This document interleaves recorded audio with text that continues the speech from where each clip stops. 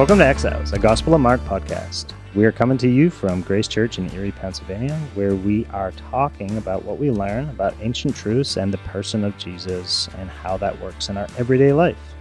Check out whoisgrace.com/Mark for the sermon and resources we use for our conversations.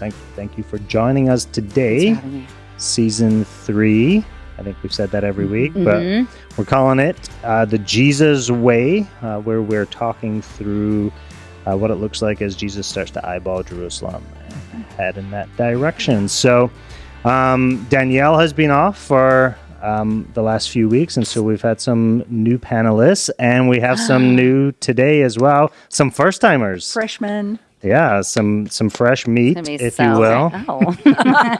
So the intros that we do every week that really make, that have no point, actually have a point today. So here's what we're going to do. Yes. We're gonna intro by talking about, because we just had 4th of July. Yep. So 4th of July traditions, not necessarily what you did this time, but what you normally do.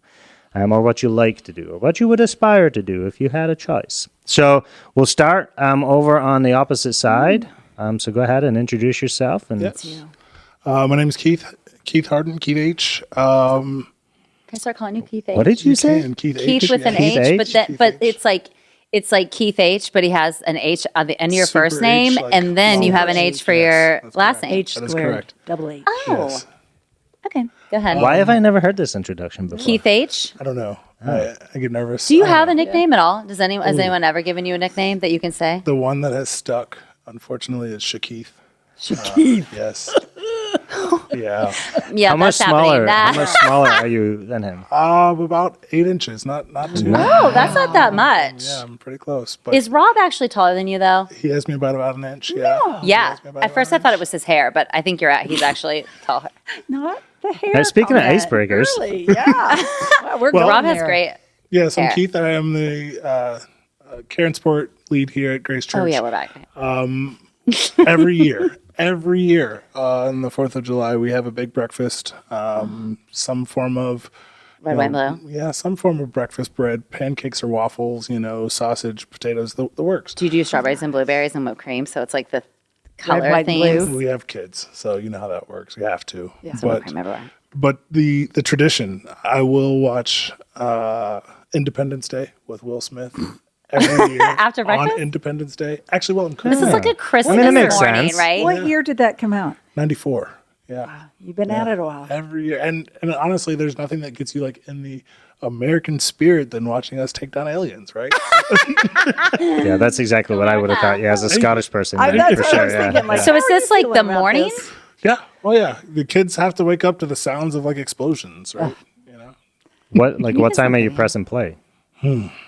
Probably around 7 a.m. Yeah. What? So you have to. So you do it before breakfast, like you're. I cook As breakfast. you're- So I'm the, Oh. Yes. I'm preparing it. Yeah. So your Oh. kids are gonna like go to college, go to like have new families, and they're gonna go, "Where's Independence Day?" You guys don't do this? What do you mean? No. Yeah. And no one is gonna go, "Oh yeah, that makes total sense." When Cameron gets married, him and his wife are going to argue about that for sure. And his birthday's actually the day before. Oh. So Oh, wow. it's baked in. He knows it. Like, That's we have funny. a birthday party and then we watch the movie. Okay. Yeah, they're arguing about that because she's going to have her own Oh yeah. traditions. Yeah, Oh, yeah. and it's not gonna include Independence Day. Wow, God bless him. All right, moving on. Great, that was awesome. Diane. Yes, Diane Wright. I am the Next Steps Director at Grace Church. And 4th of July falls right before the recruiting season for my husband. He goes on the road as many as 21 days. The NCAA is limiting it these days more and more. But it is always a downtime at our house. Okay. Like we will catch the fireworks, but it's the catch your breath before insanity happens. Calm before the storm. The storm. Do you wear red, white, and blue? Oh, heck no. I don't decorate. I don't.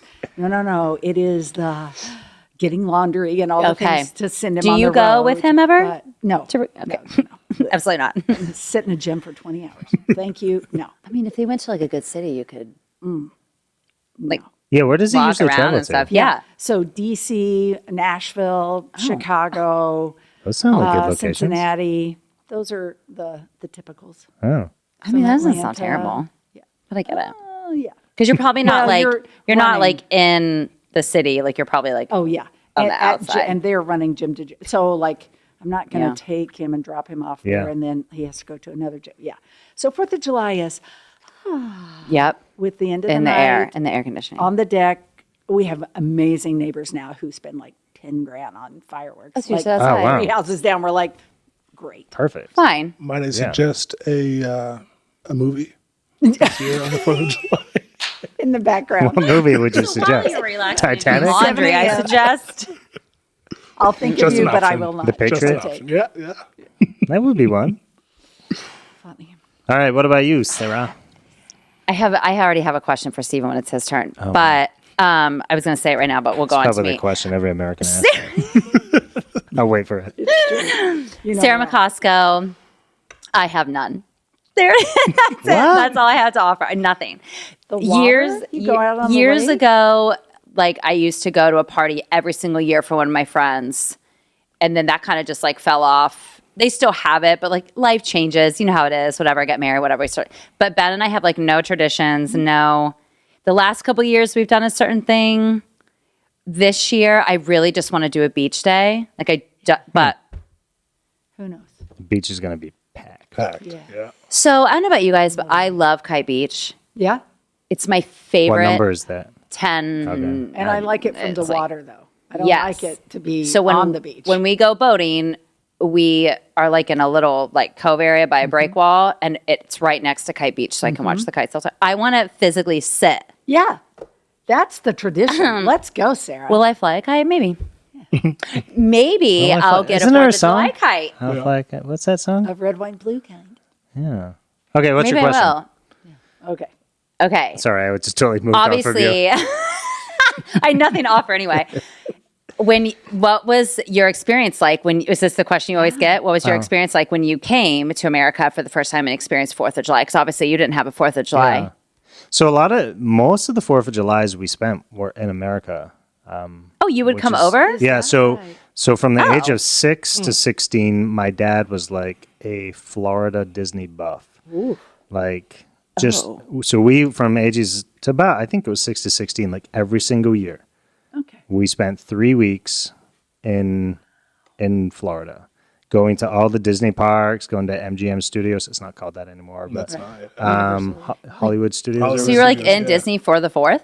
Yeah, so most of it was like Disney celebrations, fireworks, those sorts of things. So ask me how I feel about Disney now. No kidding. Yeah. But No. yeah, so most of our time was actually in the States. So So what'd you do? it's So what do you do now? since moving to Erie, we haven't ever established a tradition. No one wants to go to the Bay. But we used to because we lived. Now we live on much. Lake Erie. We used to live on Lake Ontario, so it's the same idea. yeah. Of like people would go out and light up fireworks. Yeah. So we would always go to a little village called Alcott, which was just like a stone's throw Cute. away from our village that we lived in, and they always had a big fireworks display. And that's Or it. Lewiston, which is a stone's throw in the other direction. They all had fireworks. Fireworks. Yeah. Seems to be the. My dogs hate it. It's just like a Yes. whole Oh, thing. yeah. Oh. I have to like close all the windows, turn the air on. Every TV is on, Medicate. every fan. Yeah, they're all drugged. Like it's a whole thing. One of my dogs hates it, and one of them doesn't care. And it's wow. really funny to watch the two of them interact because, Yeah. like, can't you just learn from her? Do you think a they're little making bit? fun of each other? I think so. And we live in that one neighborhood where we got that one neighbor that goes until like 3 a.m. and it's like no one can. And Yeah. And starts the week ahead of time. Yeah. they That's caught me on why the I'm wrong like, year last Can we year. just wait? So when we moved to Erie, our kids were still young, and we moved into the city as well, and that was a challenge. Yeah. Because you have small kids and fireworks. And it's that's like, just it. We could do a whole podcast on that. But we won't. so speaking of greatness, right? Greatness That's and what- being. Yes. Yeah. I mean, I think people aspire to be great with fireworks. Oh, that's My display is better than who's yours. got the biggest. I spent the most. Side note, I think fireworks, people can cancel me after this, but I think fireworks are the biggest waste of time. Absolutely. And Waste of time and waste of money. Yes. Like, I'm going to spend thousands of dollars just to blow something up. Yep. I mean, some people get it, some people love it, but it's just not that and greetings cards. I don't understand. Like, Yeah. Never buy me a card. I will throw it away. Yeah. It's not to be mean. I just don't need it. I'm going to spend $6 on a card. Ben will and then hang we're just on them gonna throw forever, it. and I'm like, get this out of here. Can't do it. We so. have a so tote. much. Every card we've ever exchanged. What? Yeah. You've kept them? Absolutely. 34 Wow. years. What? That's amazing, though. Do you Yeah, go our back and look at kids. them? We did so this past sweet. Christmas. Yeah. We pulled a bunch of them out. What? Yeah. Yeah. No. And we're not the love mom, love like whatever. Yeah. It's the sentiment. So you guys we actually write our just own card. Oh, okay. I mean, we don't. But Like it's blank, Like- and then you. okay. No. We buy the card, underline, highlight. Like Stickers. we took time to pick this card out Okay. on purpose, and then we write the whole sentiment. Wow.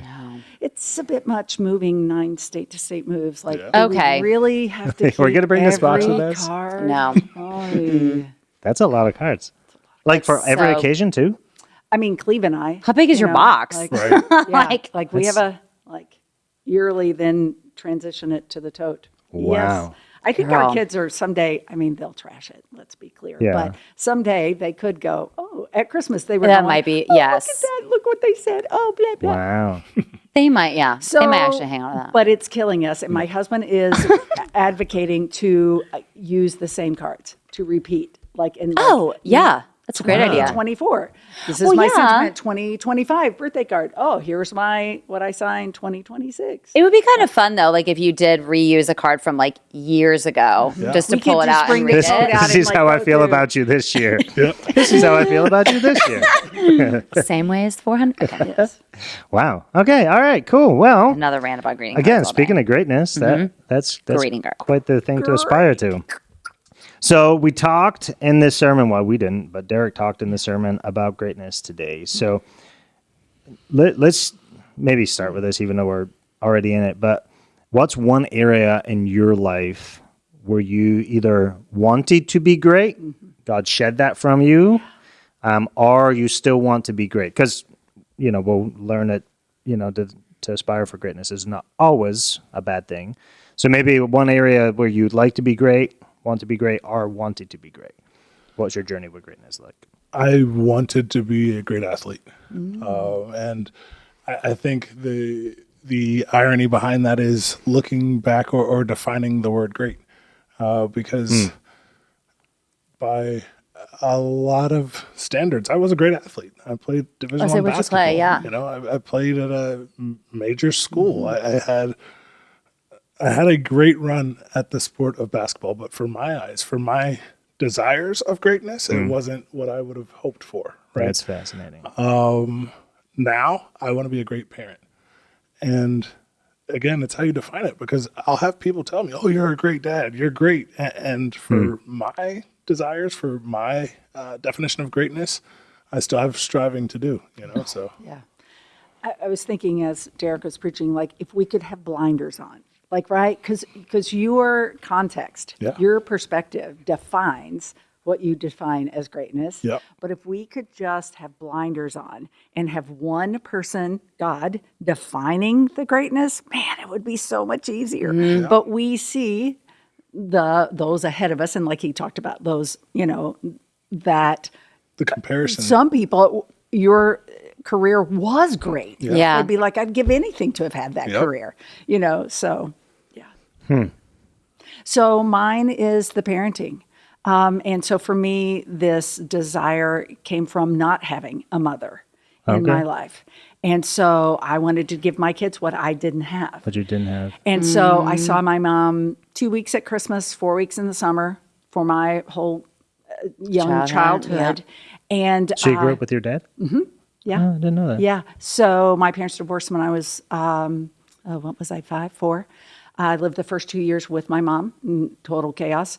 Wow. And then my dad got custody, which in 1971, 73, Was like- That's big. unheard of. That's Yeah, big. totally unheard of. Yeah, the judge totally worked with him and just said, we have to give her enough rope that she hangs herself, shows that it's not a great situation, but not so much rope that it hurts the kids. And so they very much worked together. 2 years in, had the case built. And so my dad got custody. It was unheard of at the time and totally just saved our lives. Yeah. Yeah. But so when we would go visit my mom, she took off work, and I was an adult. Our kids were like 5 and 7 by the time I realized this. But she shut down our lives to make those 6 weeks, 2 at Christmas, 4 in the summer, the best. She frosted every glass we ever drank out of in the freezer. We had, Yeah, that's good. it was, we saw movies back to back. We would go to the movie, go right out, go back in, buy another ticket, and see another. I mean, we had that was the definition Wow. of being a mother to me. Yeah. So when I became a mother, I was like, I want that 365 days a Yeah. year. Well, that's It's not, impossible and not good for but Yeah. it took me forever. So greatness, like I had to work on that, what that definition was. Wow. But it was redefined over years. Yeah. Yeah. That's fascinating. Yeah. Oh, I thanks for feel like sharing I'm that. I owed didn't know some that. frosted Agreed. glasses. Yeah, I need some know, frosting. right? I wonder where With that came milk? from. Like for her, like She just wanted Love it. it was the 6 weeks that she had with us. She wanted it to be the best. Yeah. but I love how in her mind she was like, frosted glasses, this is gonna do it. I mean, it's in great. I see the glasses in the a freezer. core memory. Like, wash them, put them in the freezer for the next. Wow. Did it ever taste like I soap? know, right? Frosted Rinse soap. them, put them in the freezer. So, That's funny. What about you, Sarah? Still nothing? not yet. Too much? Last couple weeks has Too been a much? lot for me on podcasts. I blank out, or I'm learning that I'm suppressing a lot. I think right now, Ben and I are trying to learn a lot about marriage. So right now, I'm really striving to be. I'm trying to to be the best wife that I can in regards to from a Jesus standpoint.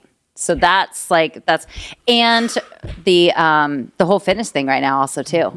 Yeah. Like a lot of it's getting solidified. I really want to be so great at this, not for anyone else's sake, but for my own, but also to it's a great testimony for my journey with Jesus and Yeah. everything else. Honor And God so, with your- yep. So that's probably where I'm at. Okay.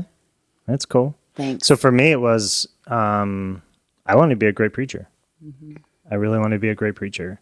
I wanted to be up there with the Alistair Baggs of the world, and I wanted a large church. And You I wanted to be famous, yeah. kind of. Yeah. And in every sense of the word, my life was heading in that trajectory. I mean, I moved to the States, 21, lead pastor at 22, church experienced tremendous growth. And then I think it got unhealthy. I think my pursuit. Jesus is like, well, let's Yeah. go this way. Yeah. And We're then, just gonna. and then we put a period, which I'm very grateful for. Very, very grateful for. I think I was chasing after the wind. And I think what you said, Keith, is really good too. Because what is great, right? Yeah. If I remember seeing a quote a couple of weeks ago. It said, "Without gratitude, nothing is ever going to be enough." Yeah. And I think in that pursuit of greatness, sometimes we can push that gratitude to the side, and then we always think we're failing. We always think we're failing, or we're never quite where we want to be, and we're just striving. Yep. So, yeah, that was it for me. But in God's grace, He definitely changed that for sure. And when you're striving after something so hard, I think of a connection to ministry. There's not really a defined start and stop to ministry work. So when do you take the time to celebrate those wins? Yeah. You're focused on getting to that mark that equals greatness for you. So gratitude is almost hard to stop and appreciate because you're not there yet. Yeah. Greatness is a future term, right? It's not a present term. Yeah. And so gratitude is a present Oh, definition. please write that down. Yeah. No, that Send is it good. to the chief strat. Yeah, because I think we're striving that after for the destination. Yeah. And I don't necessarily think God made us for the destination. He made us for a lifelong journey. And I think sometimes that's where greatness goes wrong. Yeah. Is that we think that greatness is actually a destination. And we keep striving. But God's going, no, I actually want you to embrace the journey. I want you to enjoy the journey. Yep. And that's where you rediscover, I think, that term a little bit for sure. So the first point that Jesus made, the first point that Derek made about Jesus, is that Jesus doesn't actually rebuke the desire for greatness. And I love some of the illustrations that Derek used. He talked about, we don't want mediocre surgeons, we don't want mediocre mechanics. Those are we want great, and great's not bad. How do you naturally, or how did you naturally respond to that when maybe you heard Derek say I was relieved. Oh, you okay? Okay. Because I think sometimes this, he talks about pride. He talks about humility and like being humble and things like that, because it's a very dangerous line. Yeah. And it's very easy to cross. Yeah. So for him, because sometimes we feel like we're striving for so much and we're working so hard for something, and we get worried that we're going to get too invested in it and we're going to lose sight of things that really are so important. And it's such a delicate dance. So to be told it's okay to want to be great at something, and here's some guidelines, I was relieved. I was like, okay, thank goodness, like I have something to work with. There's almost a record stop moment for me.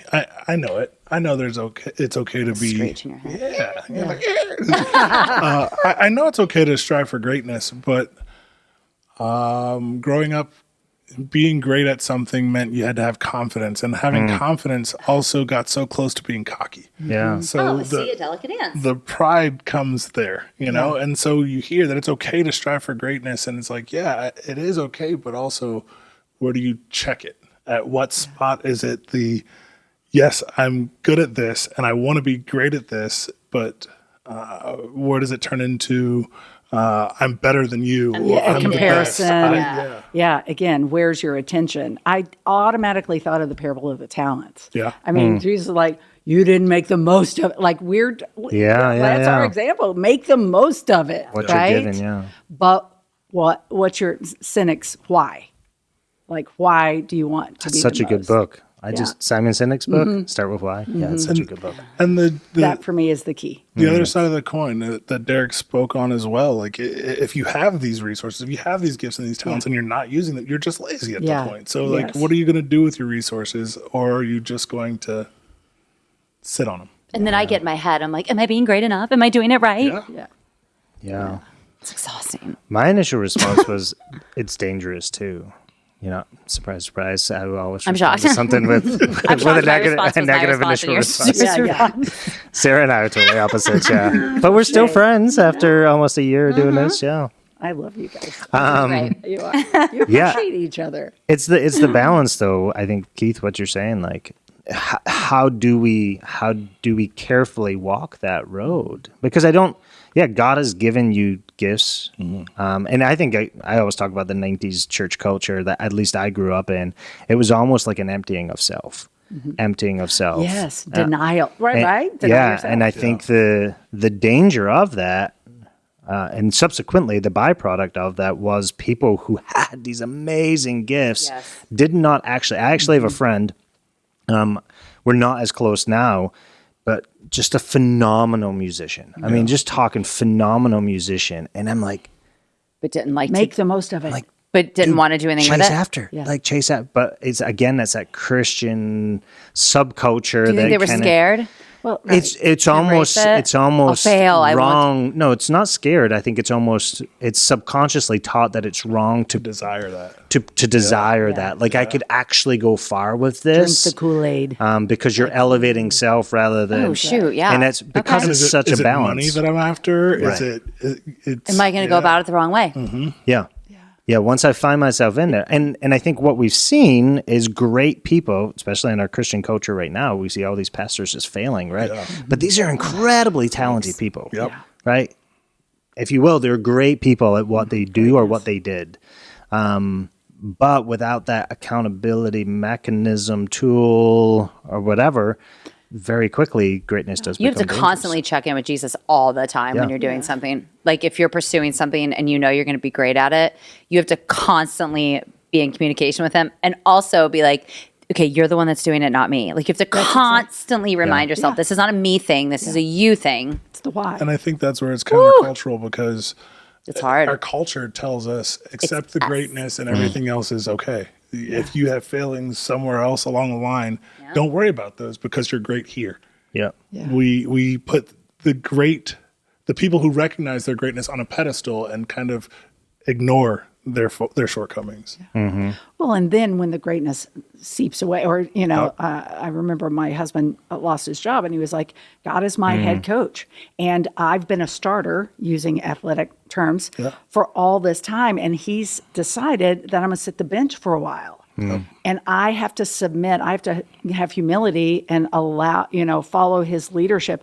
And in this culture of greatness, no. That's when our hands like really grip around it and go, no, you can't take it away. Yep. I've made this much progress. Don't change it on me.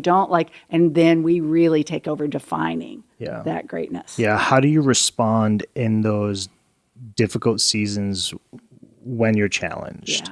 I think we always start as big fish in small ponds, right? But then at some point you become a regular sized fish in a much larger pond. You get moved into and then you're like, oh, I'm not that big of a deal. And the purpose and my mission and my like staying in touch with that. Yeah. So this radical redefinition, I mean, Derek says, Jesus goes on in point 2 and 3. I think there's an equal amount of tension in both of those points. So Jesus reimagines greatness as humble servanthood, right? That's a little bit of a ironic or, oxymoron. And then true greatness rejects comparison or the comparisons to others. So, I think equally there's tension in there, but maybe I'm curious, which one do you feel most tension towards? What were the two again? Comparison and what? I'll read them again for Humble you. servanthood. Yeah, Jesus reimagines greatness as humble servanthood, and true greatness rejects comparison to others. The one that sticks out to me is the last one. The true greatness rejects comparison to others.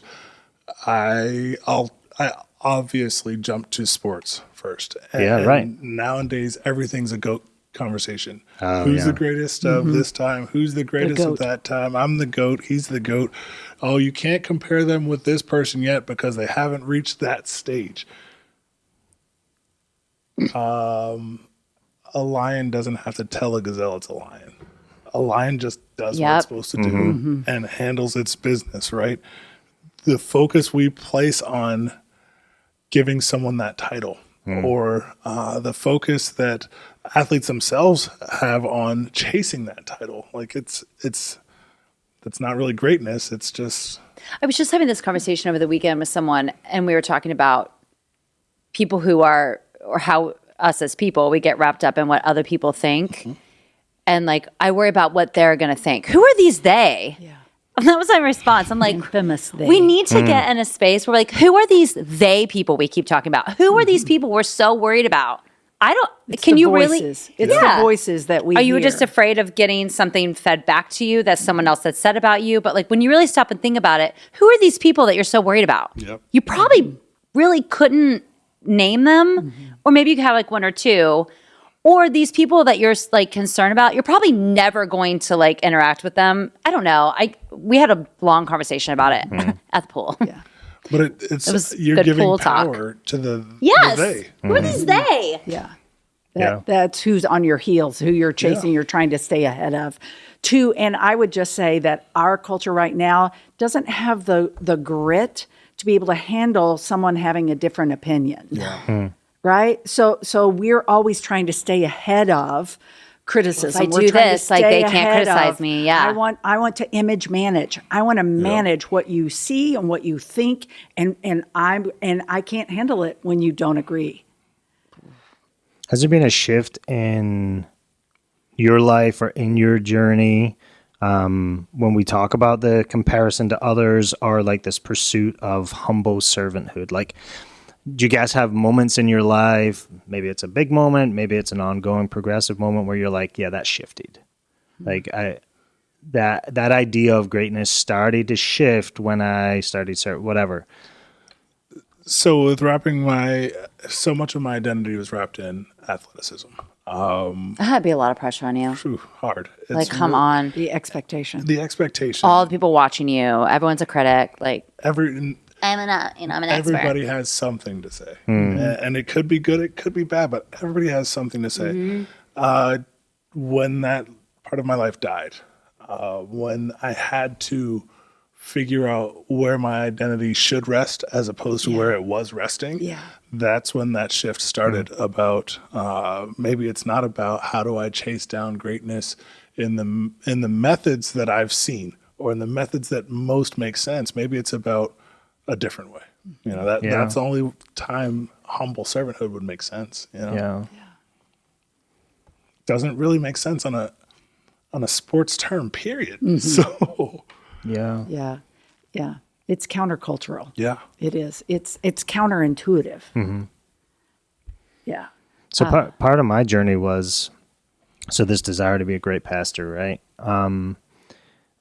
I've talked about the one guy who was unimpressed with me before. Very grateful for him, still a dear friend of mine.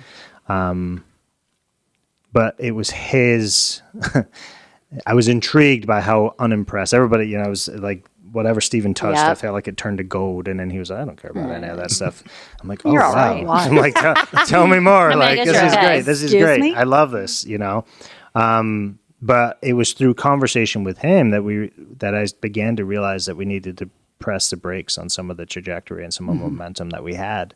And through that, the teachings that came out of that was really on what greatness was, because I thought that greatness was a destination. I thought it was a 2,000 person church. I thought it was, but then I began to realize that greatness is not actually in the big moments of life. Greatness is actually in the small moments. Say it of again, life. Stephen. Yeah, but it's so true, right? It is. And it was the monthly consistency of visiting the shut-ins that couldn't come to church, or going to the nursing home and seeing Jerry Swan and taking communion to her, and singing, as awkwardly, I don't sing, but singing a hymn with her at the end of her. Sing that? What's that? But don't you No, sing? I don't sing, no. You're not a singer? No. Why do you think you were a singer? I don't know. Do you play a guitar? I do play a guitar. Maybe that's why I thought Not you well, sang. but Too. I thought he sang Right? too. no.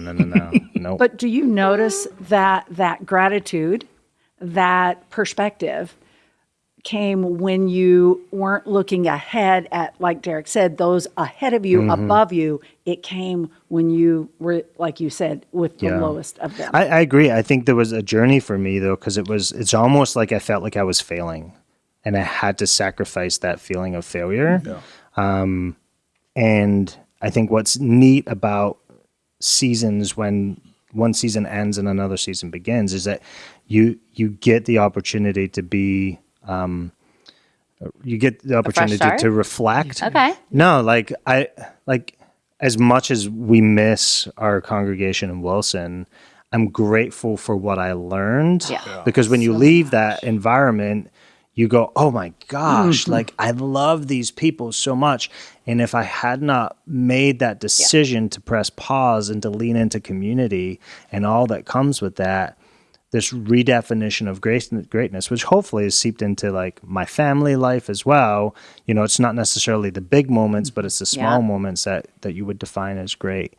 Anyway, I'm grateful for those different seasons of life, because you get to look back and actually appreciate it in those moments of reflection. The comment about greatness happens in the small moments, not the big moments, that resonates with my desire to be great as a parent. I hang on to those small moments. Those are the ones that make me question, even when somebody tells me, you're a great dad. Yeah. Oh, but what about this space, Yeah. And on the flip side, I don't know about you, but I didn't get raised in a house where it was necessarily accepted to apologize to your kids when they did something, when you did something wrong.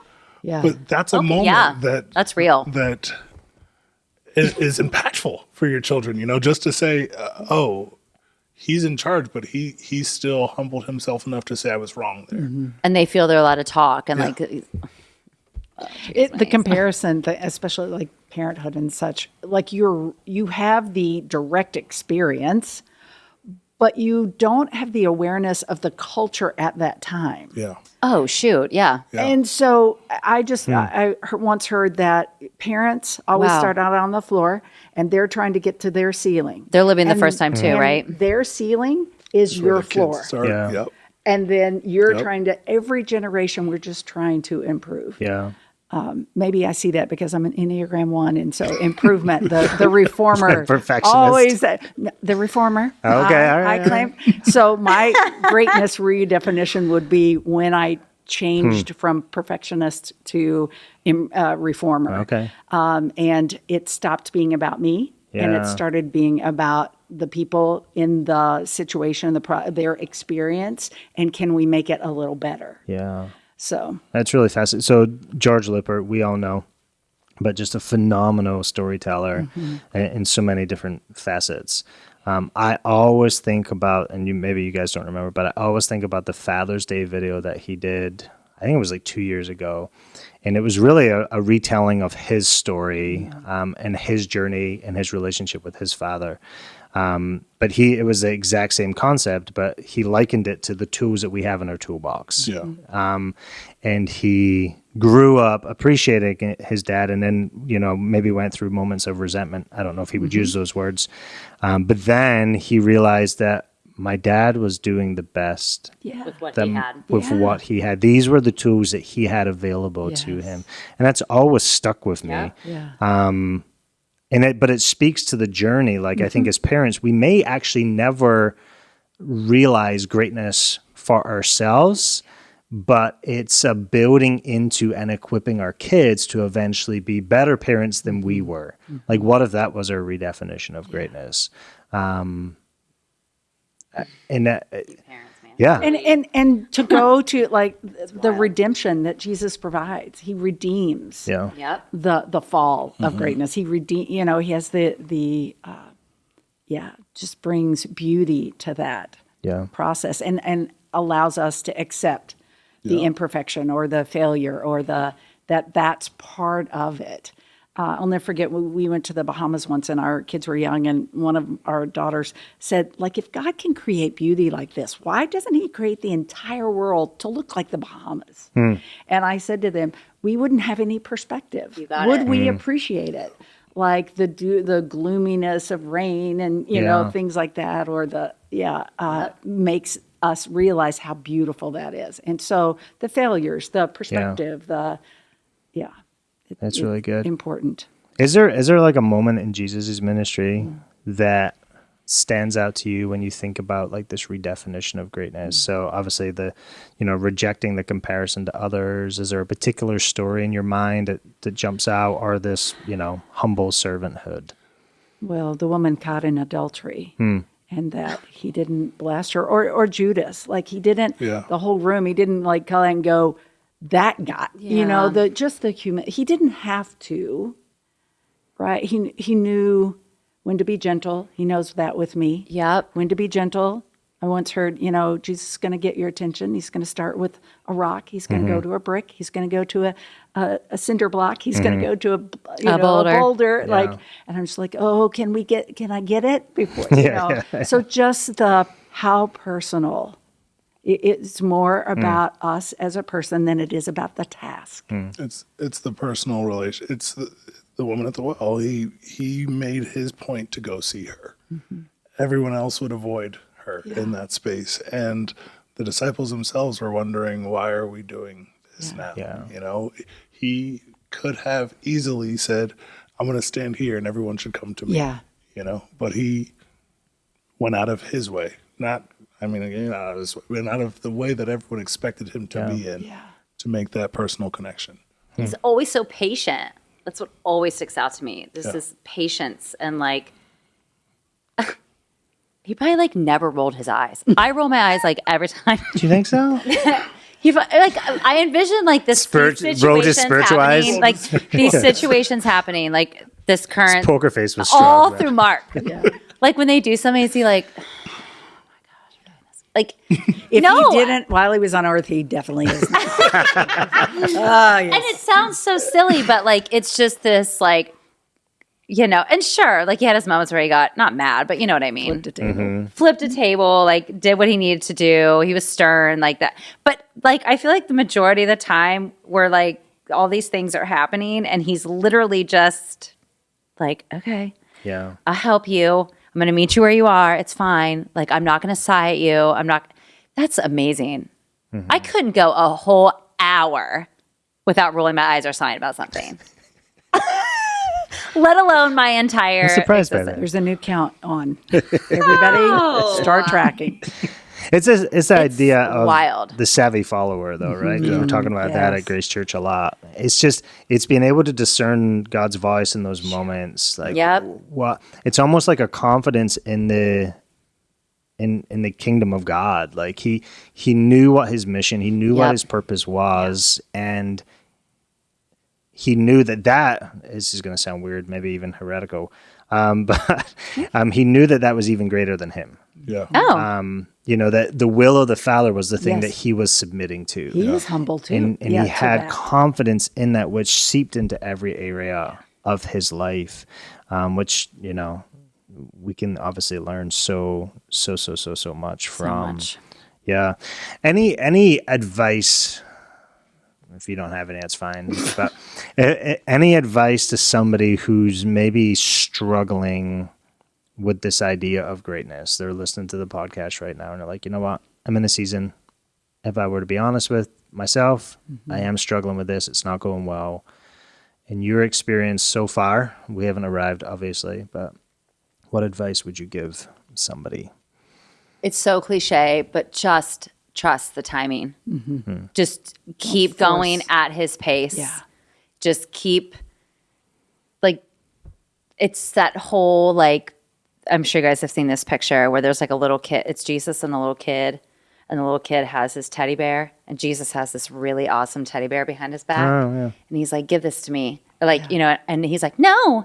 Because he doesn't realize that there's this other great thing. Because he has something even better. Just keep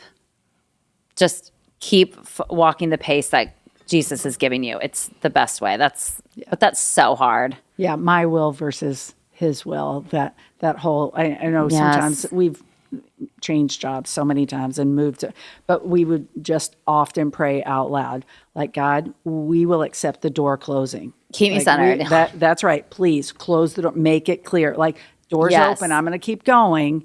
Right. But you're the one in the driver's seat. You're the one Yep. determining, and we're leaning on that. It's constantly remember that partnership that Stephen has brought up like the other week. Like you're in a partnership with God. Like just keep remembering that he's involved. Like just keep, that's it's tough. I don't know. Maybe I'm too focused. I don't know.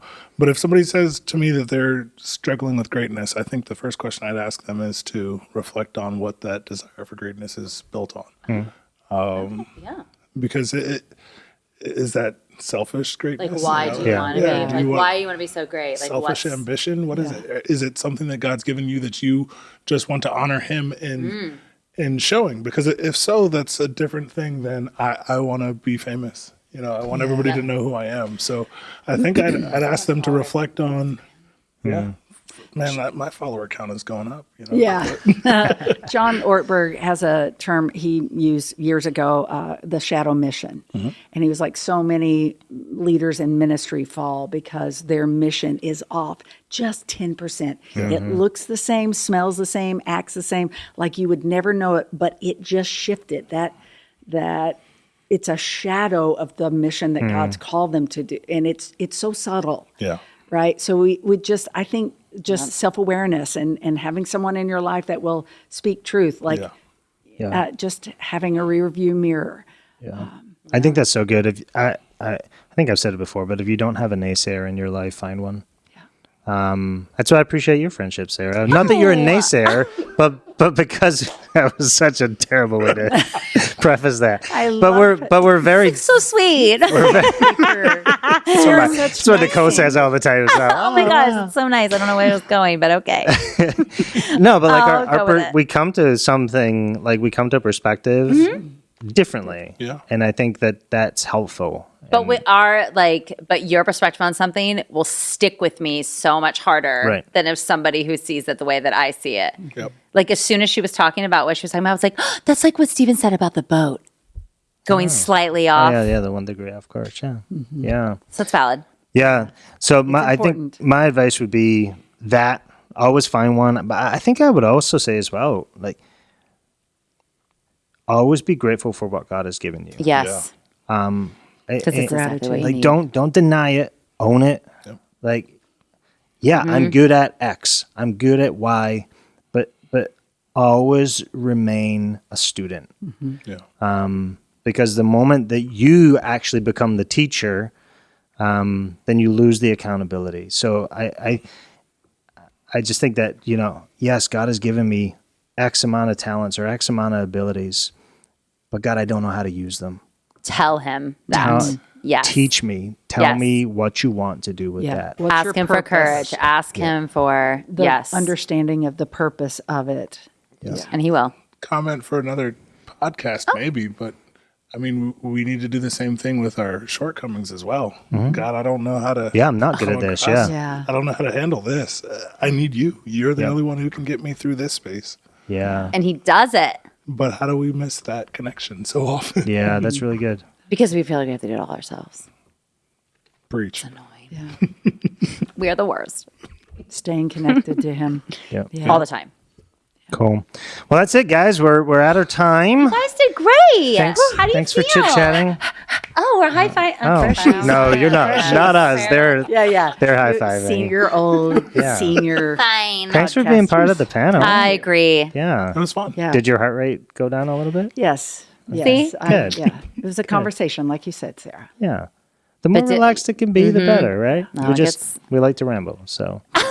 That's the fun. I love you guys. And that's, I mean, when you come back, move around. That's why I move around. Oh, Oh, that's why she doesn't sit down. I Yeah. was like, excuse me, where's she going? Stand, because Yeah. it just, otherwise I'll get my own. 1 minute she's like really loud, and the next minute she's I'm way like back. 10, I was like, what 10 happened feet to, you're talking. supposed to stay close to the microphone. That's funny.